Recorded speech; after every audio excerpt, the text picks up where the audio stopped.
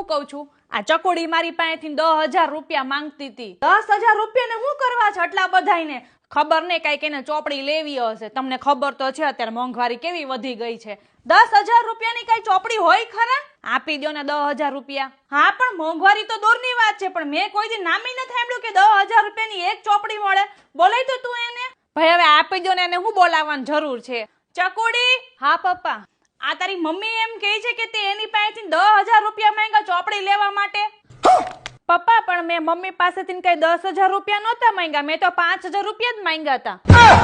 ગધડી, તેમાં બધું બાફી માર્યું. તારા તો ગયા હરવાર, મારા હોતન ગયા 5,000 રૂપિયા. અને તું મને એમ કેતો એવી તો કઈ એવી ચોપડી છે કે 5,000 રૂપિયાની આવે છે? પપ્પા મારે 5,000 રૂપિયા નથી જોતા, ઈ તો લાલુને ચોપડી લેવાની હતી તો લાલુએ મને કીધું અને મેં મમ્મીને કીધું. લાલુને બોલાય તો. લાલુ, હવે આપી દો ને પપ્પા, તમને ખબર તો છે મોંઘવારી કેવી વધી ગઈ છે. હા પપ્પા. કેમ ભાઈ, તું આટલો બધો ભણેશ્રી થઈ ગયો છે કે તારે 5,000 રૂપિયાની ચોપડીઓ લેવી છે? હે? પણ પપ્પા મેં તો બેન પાસેથી ખાલી 2,000 રૂપિયા જ માંગ્યા હતા ચોપડી લેવા માટે.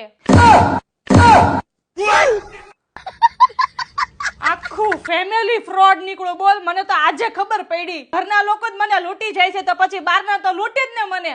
માતાજી સુખી રાખે યાર. આ ઘા સહન નથી થતા હવે.